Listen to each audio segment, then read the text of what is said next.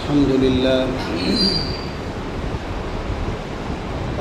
لله نحمده ونستعينه ونستغفره ونؤمن به ونتوكل عليه ونعوذ بالله من شرور أنفسنا ومن سيئات أعمالنا من يهده الله فلا مضل له ومن يضلله فلا هادي له ونشهد أن لا إله إلا الله وحده لا شريك له ونشهد أن سيدنا ومولانا محمدا عبده ورسوله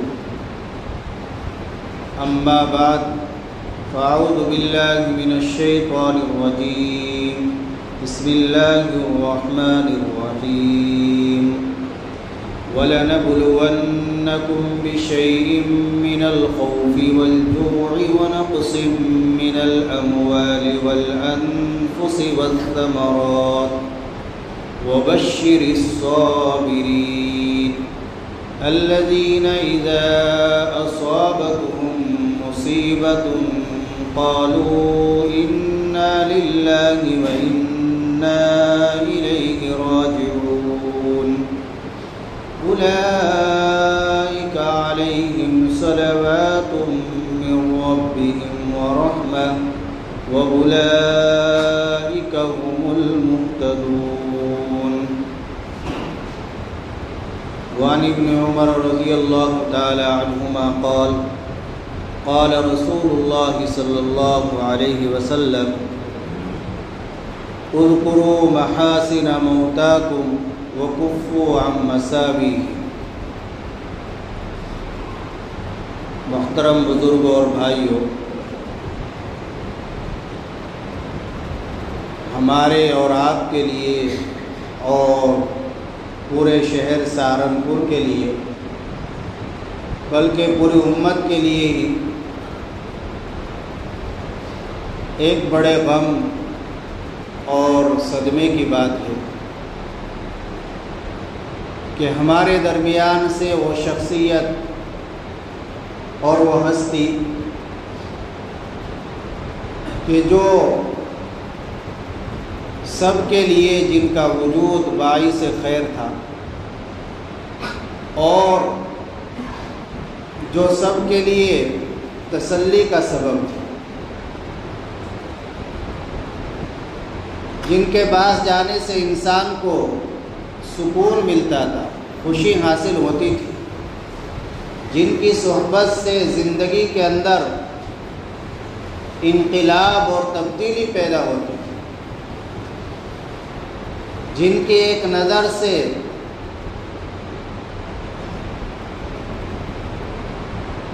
اللہ تعالی بڑے بڑے کام کرا دیا کرتے تھے، وہ ہمارے درمیان سے رخصت ہو. یقیناً سبھی کو بڑا صدمہ ہے، بڑا غم ہے اور بڑا خسارہ ہے. بالخصوص ہمارے مدرسہ مظاہر علوم سہارنپور کے لیے بہت بڑا حضرت کا سہارا تھا. حضرت کی بڑی خدمت حضرت نور اللہ مرقدہ نے تقریباً 65-66 سال تک پڑھایا. 88 سال کی عمر میں 22-23 سال کی عمر میں پڑھانا شروع کر دیا تھا اور 66 سال تک بڑی محنت اور بڑی توجہ کے ساتھ پڑھایا. ایسا پڑھایا کہ جو پڑھاتے تھے کوشش یہ رہتی تھی کہ ہر طالب علم کے دل میں اتر جائے، اور تقریباً ہر فن کی بڑی بڑی کتابیں پڑھائی. حدیث شریف بھی نصف صدی سے زیادہ پڑھا. حدیث شریف کی ایک بڑی کتاب ہے ابو داؤد شریف، وہ حضرت نے 50 سال سے زیادہ تک پڑھا. ہم نے بھی حضرت نور اللہ مرقدہ سے پوری ابو داؤد شریف، پوری ترمذی شریف پڑھی. ایسی توجہ، ایسی لگن کے ساتھ، ایسی محنت کے ساتھ پڑھانا کہ ایسی مثال بہت کم ملتی ہے. اپنے کو بالکل فنا کر کے گھنٹوں کتاب دیکھتے تھے، پہلے مطالعہ کرتے، خود اچھی طرح اس کو مستحضر فرماتے، بغیر دیکھے بھی پڑھا سکتے تھے، لیکن یہ کہ اچھی طرح سبق ہو، وہ مطالعہ کر کے پھر بچوں کو سمجھاتے، آسان سے آسان تک۔ ہزاروں کی تعداد میں حضرت کے شاگرد ہیں، کتنے ہی شاگرد تو ایسے ہیں کہ جو اس دار فانی سے رخصت بھی ہو۔ ابھی سال گزشتہ پٹنہ میرا جانا ہوا تو وہاں ایک بزرگ ملے، تقریباً 85-86 سال عمر ہے ان کی، اور ان کے بیٹے ہیں 60-65 سال کے، وہ بھی عالم، ابا بھی عالم۔ تو دونوں باپ بیٹے بتا رہے تھے کہ ہم نے حضرت سے یہ کتاب پڑھی، ہم نے یہ کتاب پڑھی۔ اب انہوں نے اپنے پوتے کو بھیجا ہے، تیسری پشت آئی تھی کہ یہ بھی حضرت سے مستفید، حضرت سے۔ ایسی بہت سی مثالیں ہیں کہ دادا بھی شاگرد اور باپ بھی شاگرد اور پوتا بھی شاگرد، 3 نسلوں۔ تو اللہ نے ہمیں ایسی ہستی سے نوازا تھا، جتنا ہم نے استفادہ کیا وہ یقیناً کم ہے، ہمیں اور حضرت سے استفادہ کرنا چاہیے تھا، حضرت کی صحبت اختیار کرنی چاہیے تھی۔ اس پر ہمیں افسوس، لوگ غیر ملکوں سے آ کر کئی دن حضرت کی خدمت میں گزار کر جاتے، لیکن میرے بھائی اور بزرگوں، جو اس دنیا میں آیا ہے وہ جانے کے لیے ہی آیا۔ اس دنیا میں جب ہمارے نبی پاک صلی اللہ علیہ وسلم نہیں رہے تو پھر کون ہے جو ہمیشہ رہے؟ تو جو آیا میں ایک نہ ایک دن اسے جانا ہے۔ اللہ پاک فرما رہے ہیں وَلَنَبْلُوَنَّكُمْ بِشَيْءٍ مِّنَ الْخَوْفِ، ہم تمہاری آزمائش کریں گے کچھ خوف کا ماحول پیدا کر کے، ڈر کا ماحول پیدا کر کے، اس ڈر کے ماحول میں بہک نہ جانا، بھٹک نہ جانا، ایمان پر، توحید پر ثابت قدم رہنا، برقرار رہنا۔ کوئی تمہیں ڈرائے گا سرکار سے، حکومت سے، کوئی ڈرائے گا کسی قانون کے نافذ کرنے سے، کسی قانون کے لانے سے، لیکن تمہیں ڈرنا نہیں، اپنے اللہ پر یقین و بھروسہ رکھنا ہے، اپنے اللہ کے احکام پر چلنا ہے، رسول اللہ صلی اللہ علیہ وسلم کی سنتوں کو زندگی میں لانا ہے۔ تو ڈر کا ماحول، اور اس میں ہمارے لیے اسوہ اور نمونہ اللہ کے رسول صلی اللہ علیہ وسلم کی زندگی۔ حضرت نبی پاک صلی اللہ علیہ وسلم کو دشمنوں نے چاروں طرف سے گھیر رکھا ہے کہ جیسے ہی نکلیں گے فوراً قتل کر دیں۔ آپ کو معلوم ہے کہ ہاں دشمنوں نے محاصرہ کر رکھا ہے، گھیر رکھا ہے، آپ اندازہ لگائیے کیسا ڈر کا ماحول ہے، لیکن آپ ثابت قدم رہے۔ یہ ہمارے لیے، آپ کے لیے ایک نمونہ ہے۔ تو ڈر کا ماحول کو اس میں بھی بہکنا نہیں۔ وَلَنَبْلُوَنَّكُمْ بِشَيْءٍ مِّنَ الْخَوْفِ وَالْجُوعِ، ہم تمہاری آزمائش کریں گے بھوک سے، فقر و فاقے سے، تنگ دستی سے۔ کبھی ایسا موقع آ جائے کھانے کو نہیں ملا ہے، 1 دن نہیں ملا، 2 دن نہیں ملا، یا ملا ہے اچھا نہیں ملا، تو اس وقت بھی صبر، ثابت قدم رہنا، شکوہ و شکایت نہیں کرنا، اللہ کا شکر ادا کرنا ہے، ان دنوں کو یاد کرنا کہ جن دنوں میں اللہ نے خوب پیٹ بھر کر کھلایا ہے اور اچھے سے اچھا کھلایا۔ کبھی اگر ایسا ہو وَلَنَبْلُوَنَّكُمْ بِشَيْءٍ مِّنَ الْخَوْفِ وَالْجُوعِ وَنَقْصٍ مِّنَ الْأَمْوَالِ، کبھی مال میں کمی کر کے آزمائش کریں گے، اس وقت بھی صبر کرنا۔ نقصان ہو گیا تجارت میں، باغات میں پھل کم آئے ہیں، زمین میں پیداوار کم ہوئی ہے، دکان کم چلی ہے، تو اس وقت بھی صبر کا دامن نہ چھوڑیں۔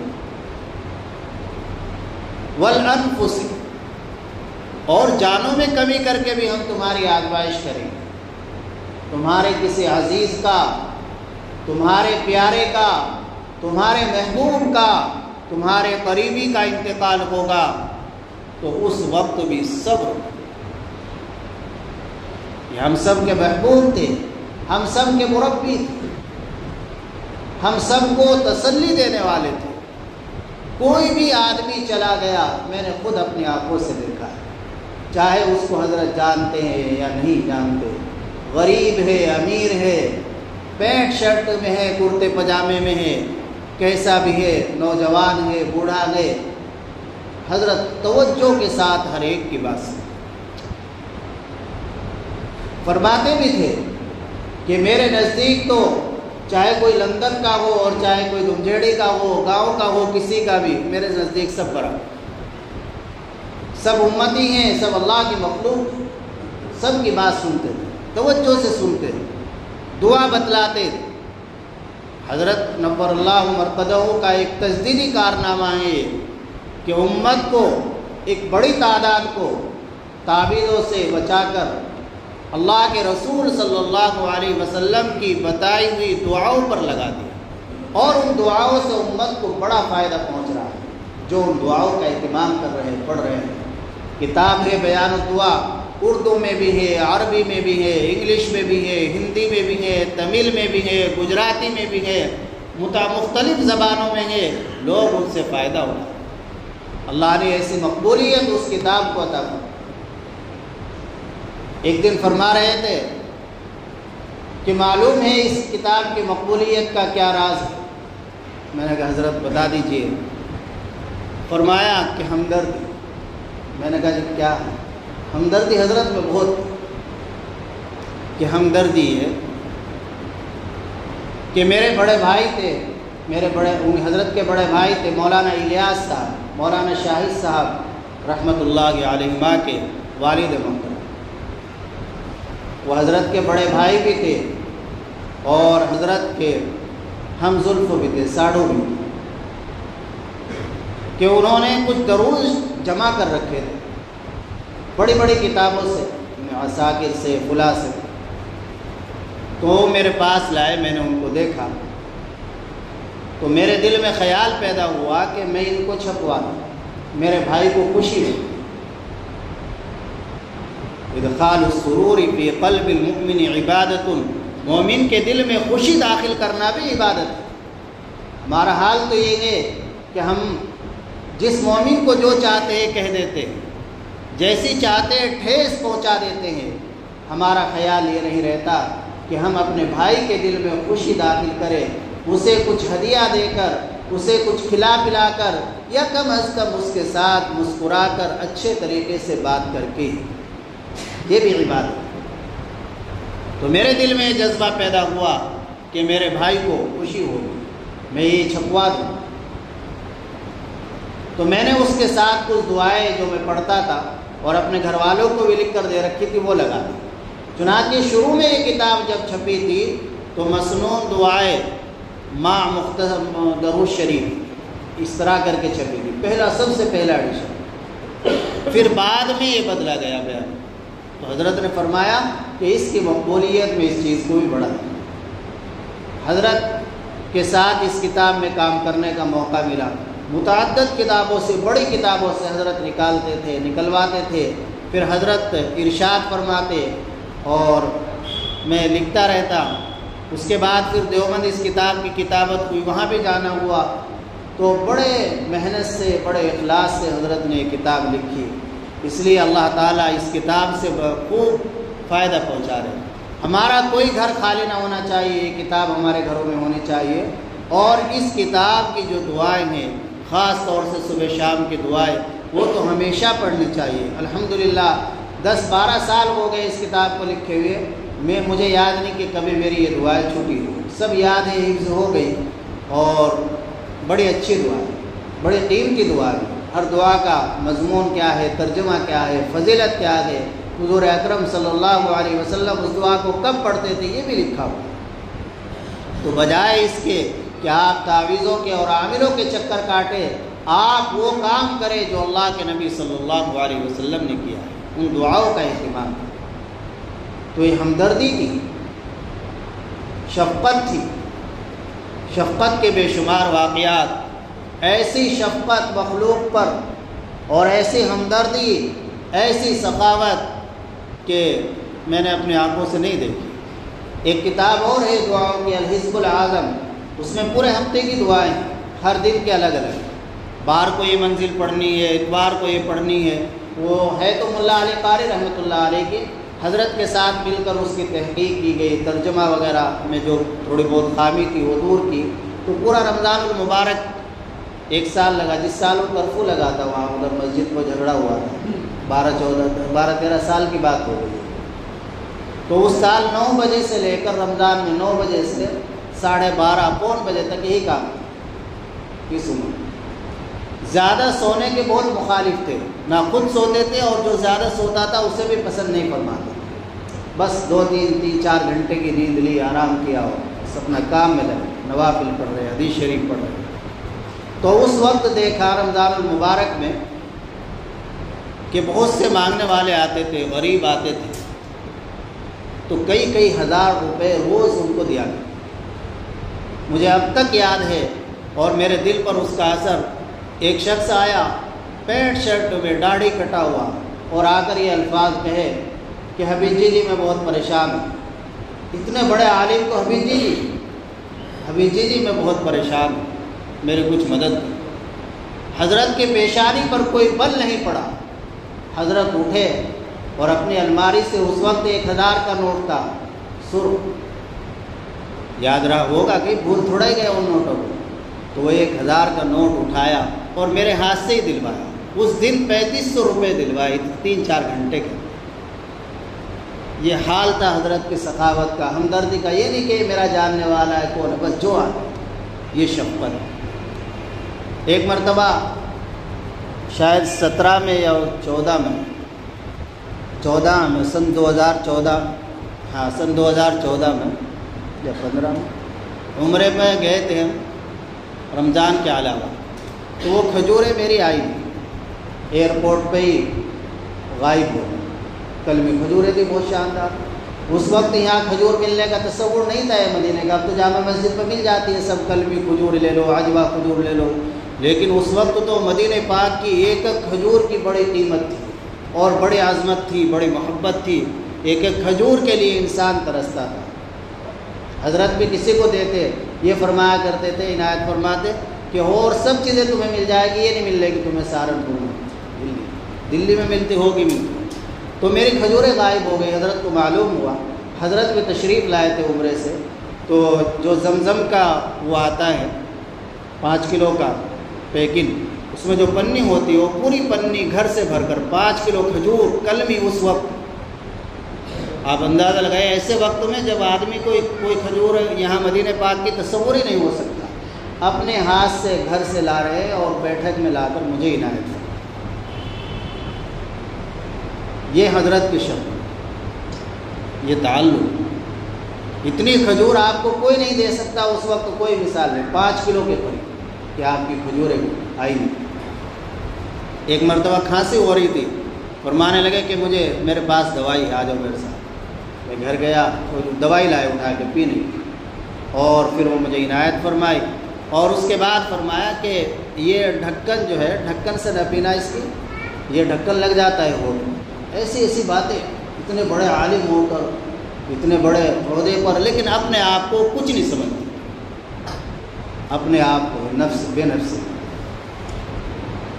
تو یہ سب شفقتیں، یہ سب اللہ کے نبی صلی اللہ علیہ وسلم، خیر میں یہ آیت شریفہ پڑھ رہا تھا، اس کا ترجمہ اللہ پاک یہ فرما رہے ہیں کہ ایسے حالات آئے، کسی عزیز کا، محبوب کا آپ کے انتقال ہو جائے، تو اس وقت صبر سے کام ہے۔ وبشر الصابرین، صبر کرنے والوں کا کام یہ کہ وہ اس وقت میں، ایسے مصیبت کے وقت میں، پریشانی کے وقت میں اللہ کی طرف متوجہ ہوتے ہیں اور یوں کہتے ہیں انا للہ و انا الیہ راجعون، ہم اللہ ہی کے ہیں اور اللہ ہی کی طرف لوٹ کر جانے والے ہیں۔ آج ہمارے بڑے چلے گئے، کل ہمیں جانا ہے، اس کی فکر کرنی ہے۔ اللہ نے پھر ایسے لوگوں کے لیے انعام بیان فرمایا، اولئک علیہم صلوات من ربہم ورحمہ واولئک هم المہتدون، یہی وہ لوگ ہیں کہ جن پر ان کے رب کی طرف سے رحمتیں ہیں، انعامات ہیں، اور یہی لوگ ہدایت یافتہ ہیں۔ تو اس آیت شریفہ سے تو ہمیں اس وقت ملا کہ مصائب کے جب حالات ہو تو اس وقت انسان صبر کرے، اللہ کی طرف متوجہ ہو۔ حدیث شریف میں نے آپ کے سامنے پڑھی، حضرت ابن عمر رضی اللہ تعالیٰ عنہما فرماتے ہیں، اللہ کے نبی صلی اللہ علیہ وسلم نے فرمایا، اذکروا محاسن موتاکم وکفوا عن مساویہ۔ اس حدیث شریف کا ترجمہ یہ ہے کہ اپنے مردوں کی خوبیوں کا، اچھائیوں کا، بھلائیوں کا تذکرہ کرو، ان کی اگر کچھ برائیاں ہیں تو ان برائیوں کو بیان کرو۔ علامہ طیبی رحمۃ اللہ علیہ فرماتے ہیں کہ بھلائیاں ذکر کرنے سے، بھلائیاں، خوبیاں جب دوسروں کے سامنے آئے گی تو ان سے دوسروں کو فائدہ پہنچے گا، وہ بھی ہو سکتا ہے اپنے اندر ان کو اپنانے کی فکر کرے اور اپنا لے۔ ہمارے حضرت نور اللہ مرقدہ کی کیا صفات حسنہ ذکر کی جائے، ان کی تمام صفات حسنہ، ان کی زندگی حضرات صحابہ اکرام رضی اللہ تعالیٰ عنہم جیسی زندگی تھی۔ جو ان کے پاس وقت گزارتا، ان کے پاس بیٹھ کر آتا تو یقیناً وہ یہی محسوس کرتا کہ ہاں واقعی یہ زندگی صحابہ والی زندگی ہے۔ حضرت عبداللہ ابن مسعود رضی اللہ تعالیٰ عنہ فرماتے ہیں، من کان مستنن فلیستن بمن قد مات۔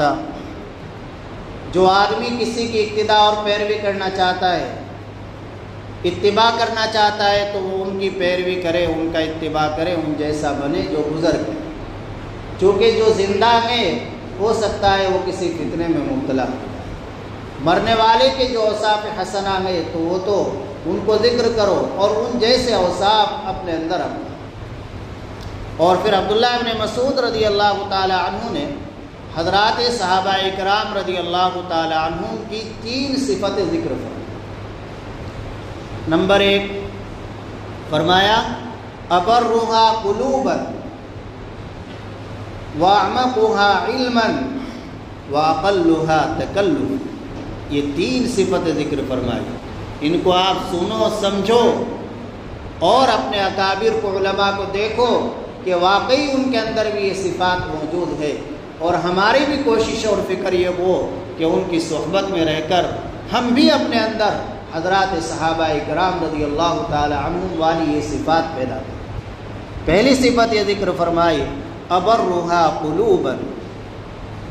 حضرات صحابہ اکرام رضی اللہ تعالی عنہم دل کے اعتبار سے بہت نیک تھے، بڑے نیک دل والے تھے۔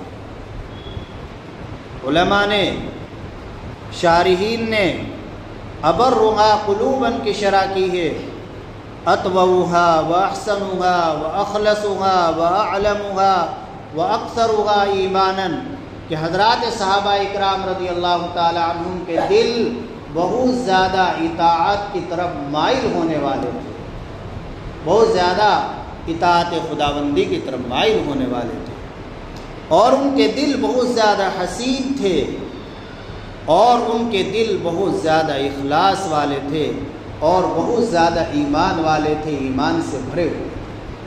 تو ہمارے اندر بھی یہ ہونا چاہیے کہ ہمارے دل کے اندر اخلاص ہو، ریاکاری نہ ہو۔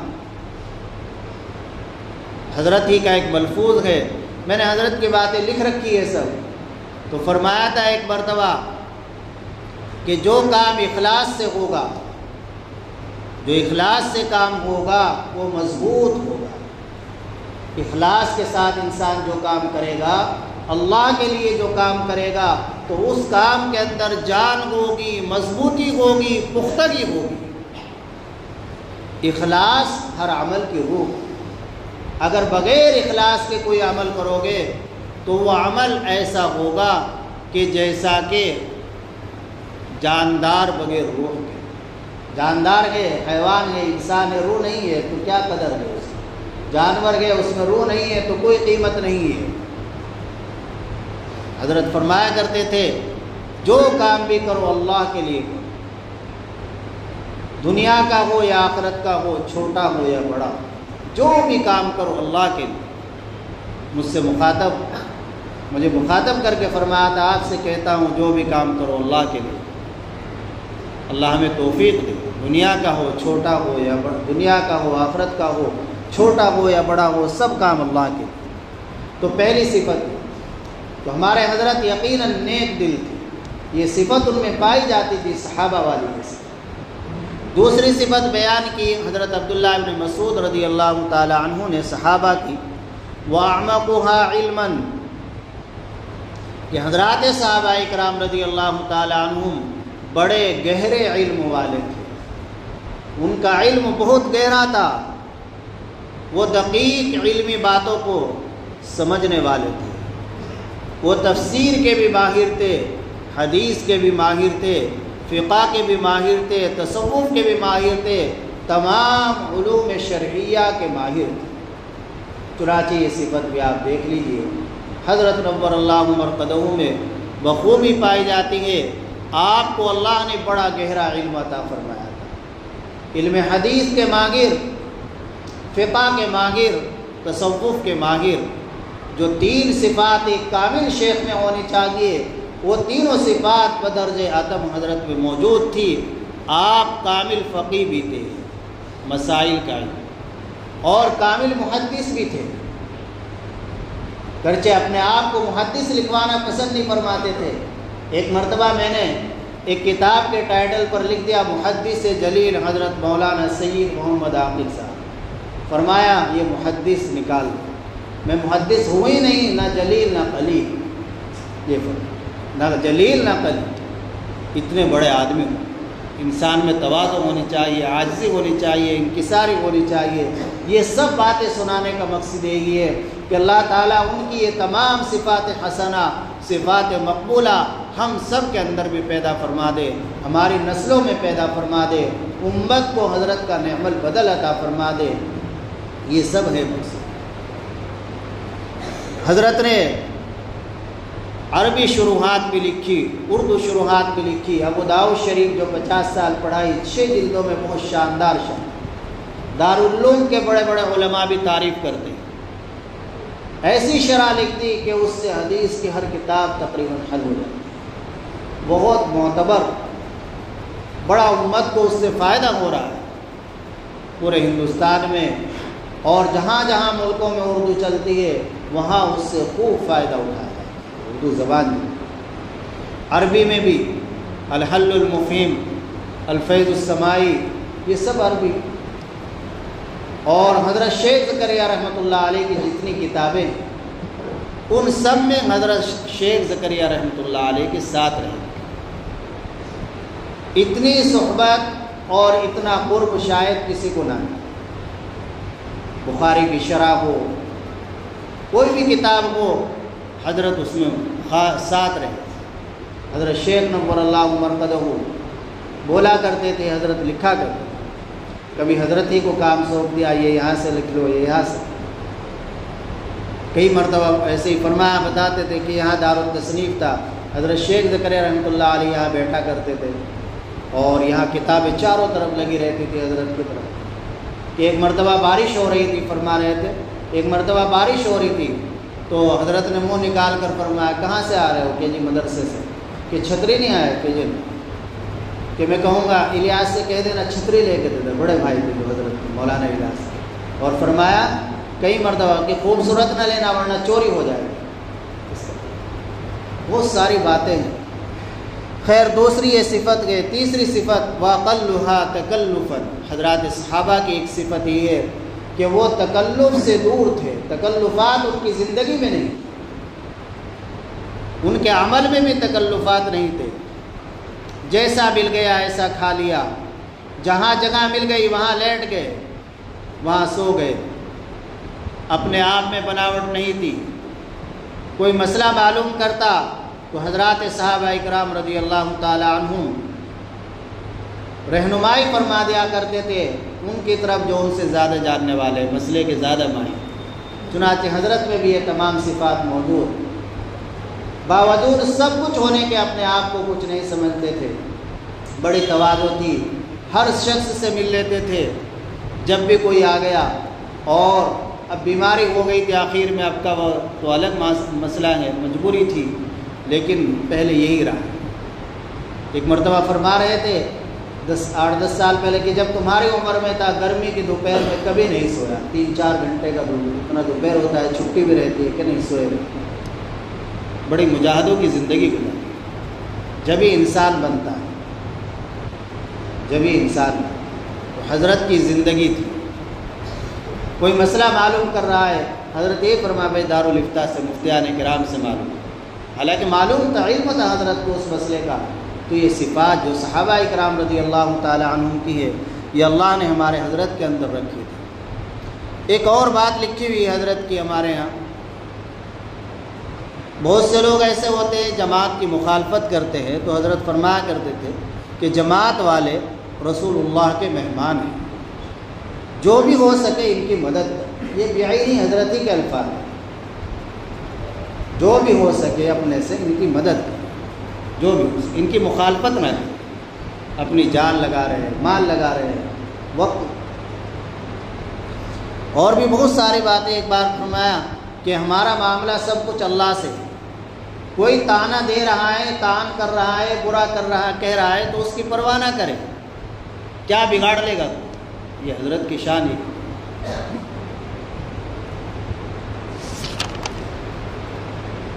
اور ایک خاص بات حضرت فرماتے تھے، اس پہ ذرا توجہ فرمائیں، فرمایا کہ پانی کے استعمال میں ہم بہت اسراف کرتے ہیں، فضول پانی بہہ رہا ہے، ٹنکی کھول دی، چل رہا ہے، بالٹیوں میں بالٹیاں ڈالتے جا رہے ہیں، نہانے میں خوب پانی خرچ کر رہے ہیں، وضو میں خوب خرچ کر رہے ہیں، ٹنکی کھلی ہوئی ہے۔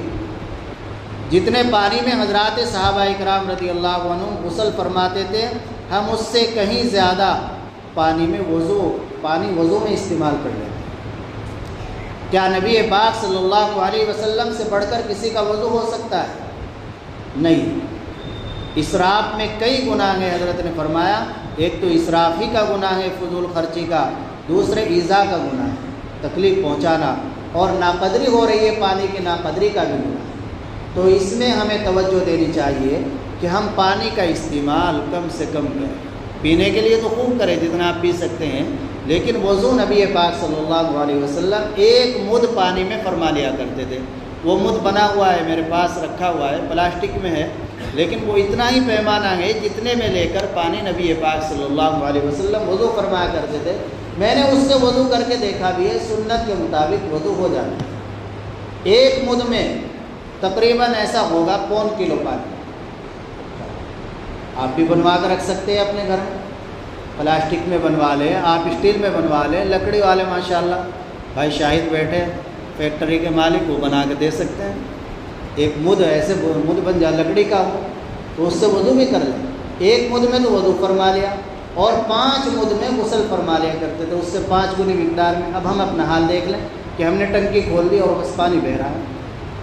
ایک دن میں نے ہاں حضرت مولانا حسین صاحب پانڈولی والوں کو دیکھا، وضو فرما رہے تھے بیچارے، ذرا سا پانی لیتے ایک ہاتھ سے ٹنکی بند کر رہے تھے پہلے، پھر وہ اتنا ہی پانی ملتا ہے۔ تو اس پہ بھی توجہ ہونی چاہیے، یہ اسراف گناہ ہے، زیادہ پانی کا استعمال، یہ بڑی قیمتی بات ہے۔ اور بھی بہت سارے قیمتی باتیں ہیں۔ ایک بار فرمائے حضرت کی کتاب میں بھی بیان الدعا میں، بس یہ آخری بات عرض کر دوں، باقی انشاءاللہ پھر کبھی۔ فرمایا کہ ایک بزرگ تھے حضرت حسن بصری رحمۃ اللہ علیہ، تو ان کے پاس ایک شخص آیا کہ رزق میں تنگی ہے، تو انہوں نے فرمایا کہ استغفار کر۔ پھر دوسرا آیا، اس نے کہا اولاد نہیں ہوتی، فرمایا استغفار کرو۔ پھر ایک شخص آیا کہ جی باغ میں پھل نہیں، فرمایا استغفار کر۔ کسی نے پوچھا سب کو استغفار ہی بتاتے ہیں؟ فرمایا کہ یہ تو قرآنی نسخہ ہے، سورہ نوح میں ہے، استغفروا ربکم انہ کان غفارا یرسل السماء علیکم مدرارا ویمددکم باموال وبنین ویجعل لکم جنات ویجعل لکم انہارا، کہ تم استغفار کرو، تمہارا رب تمہارے گناہوں کو معاف فرما دے گا اور تمہارے اوپر موسلا دار بارش برسائے گا، تمہیں اولاد دے گا۔ ایک اور چیز نظر پڑ گئی، آج کل شوگر کی بیماری بہت ہے، تو میرے سامنے ایک شخص نے حضرت سے عرض کیا کہ شوگر کا مریض ہے، تو حضرت نے اس شوگر کے مریض سے فرمایا کہ درود شریف کے بعد درود شریف پڑھ لو، پہلے 7 مرتبہ بسم اللہ سمیت سورہ فاتحہ پڑھ کر اپنے اوپر دم کر دیا۔ تو جو شوگر کے مریض ہیں تو وہ انشاءاللہ اس پر عمل کریں گے تو فائدہ ہوگا۔ درود شریف پڑھیں اور 7 مرتبہ بسم اللہ سمیت سورہ فاتحہ پڑھ کر اپنے اوپر دم کریں۔ اللہ تعالی ہماری اس مجلس کو قبول فرمائے اور حضرت کے درجات کو بلند فرمائے۔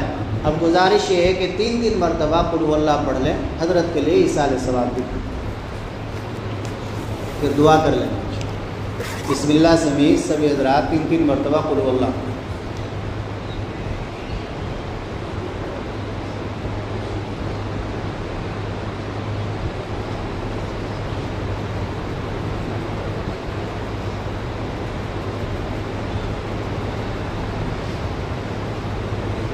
الحمد لله رب العالمين اللهم اجعل صلواتك ورحمتك وبركاتك على سيد المرسلين إمام المتقين وخاتم النبيين محمد عبدك ورسولك إمام الخير وقائد الخير ورسول الرحمة اللهم ابعثه مقاما محمودا يقبض به الأولون والآخرون اللهم صل على محمد وعلى آل محمد كما صليت على إبراهيم وعلى آل إبراهيم إنك حميد مجيد اللهم بارك على محمد وعلى آل محمد كما باركت على إبراهيم وعلى آل إبراهيم إنك حميد مجيد اللهم صل على محمد كلما ذكره الذاكرون وصل على محمد كلما غفل عن ذكره الغافلون اللهم صل على سيدنا محمد صلاة تنجينا بها من جميع الأحوال والآفات وتقضي لنا بها جميع الحاجات وتطهرنا بها من جميع السيئات وترفعنا بها على الدرجات وتبلغنا بها أقصى الغايات من جميع الخيرات في الحياة وبعد الممات إنك على كل شيء قدير ربنا ظلمنا أنفسنا وإن لم تغفر لنا وترحمنا لنكونن من الخاسرين ربنا آتنا في الدنيا حسنة وفي الآخرة حسنة وقنا عذاب النار وقنا عذاب القبر وقنا عذاب الحشر وقنا عذاب الدين وقنا من فتنة المحيا والممات ربنا لا تؤاخذنا إن نسينا واخطأنا ربنا ولا تحمل علينا إصرا كما حملته على الذين من قبلنا ربنا ولا تحملنا ما لا طاقة لنا به واعف عنا واغفر لنا وارحمنا أنت مولانا فانصرنا على القوم الكافرين ربنا لا تزغ قلوبنا بعد إذ هديتنا وهب لنا من لدنك رحمة إنك أنت الوهاب اللهم إنا نسألك حبك وحب من يحبك وحب عمل قد يبلغنا إلى حبك اللهم زدنا ولا تنقصنا وأكرمنا ولا تهنا واعطنا ولا تحرمنا وآثرنا ولا تؤثر علينا وارضنا وارض عنا مولا کریم ہم اپنے گناہوں سے توبہ کرتے ہیں یا اللہ اپنی رحمت سے ہمیں معاف فرما دو یا اللہ پوری امت کو معاف فرما دو یا اللہ ہماری اس مجلس کو اپنی بارگاہ میں قبول فرما لے اس میں ہم نے جو پڑھا ہے اللہ اس کو قبول فرما لے اس کا ثواب حضرات انبیاء اکرام علیہم الصلاۃ والسلام تمام صحابہ اکرام رضی اللہ عنہم تابعین حضرات محدثین کو مرحمت فرما بالخصوص یا اللہ ہمارے شیخ مربی مرشد حضرت الاستاذ حضرت مولانا سید محمد عاقل صاحب رحمۃ اللہ علیہ کو یا اللہ اس کا ثواب مرحمت فرما یا اللہ ان کی بال بال مغفرت فرما درجات کو خوب بلند فرما یا اللہ ان کے قبر کو نور سے منور فرما یا اللہ ان کی قبر کو نور سے منور فرما دے یا اللہ ہمارے اوپر ان کے بے شمار احسانات ہیں یا اللہ ان سے بڑا فائدہ ہوا ہے یا اللہ علماء کو بھی عوام کو بھی یا اللہ بڑا فائدہ مولا کریم ان کی تمام خدمات کو مولا اپنی شایان شان شرف قبولیت سے نواز دیجیے۔ یا اللہ اپنی شایان شان ان کو بدلہ عنایت فرما، یا اللہ ان کے درجات کو بلند فرما۔ یا اللہ ہمیں مولا کریم صبر نصیب فرما، یا اللہ صبر جمیل نصیب فرما، یا اللہ صبر جمیل نصیب فرما۔ ان کے اوصاف حسنہ سے ہمیں اور ہماری نسلوں کو مزین فرما، یا اللہ ان کے اوصاف حسنہ سے مولا کریم ہمیں اور ہماری نسلوں کو مزین فرما۔ ان جیسا تقوی ہمیں بھی نصیب فرما، ان جیسا اخلاص تواضع یا اللہ ہمیں بھی نصیب فرما، ان جیسا علم ہمیں بھی نصیب فرما، یا اللہ ان جیسے حدیث پاک کی خدمت کی سعادت ہمیں بھی نصیب فرما۔ یا اللہ اپنی مرضیات پر چلنے کی توفیق عطا فرما، نامرضیات سے حفاظت فرما۔ یا اللہ ہمارے مدرسہ مظاہر علوم کے لیے یقیناً بڑا خسارہ ہے، یا اللہ اس خسارے کی اس نقصان کی تلافی فرما دے۔ مولا کریم نعم البدل عنایت فرما، یا اللہ نعم البدل عطا فرما، یا اللہ ہر طرح کی عافیت نصیب فرما، ہر طرح کے شر سے فتنے سے حفاظت فرما۔ یا اللہ حاضرین کے جائز مقاصد کو پورا فرما، جائز ضروریات کو پورا فرما۔ ہمارے جو اکابر مشائخ حیات ہیں ان کو مولا کریم صحت قوت طاقت عطا فرما، ان کی عمروں میں برکت عطا فرما، ان سے ہمیں خوب فیضیاب ہونے کی توفیق نصیب فرما۔ مولا کریم ہم سے مانگنا نہیں آتا، آپ کو دینا آتا ہے، یا اللہ بغیر مانگے ہدایت فرما۔ ربنا تقبل منا انک انت السمیع العلیم وتب علینا انک انت التواب الرحیم، وصلی اللہ تعالی علیہ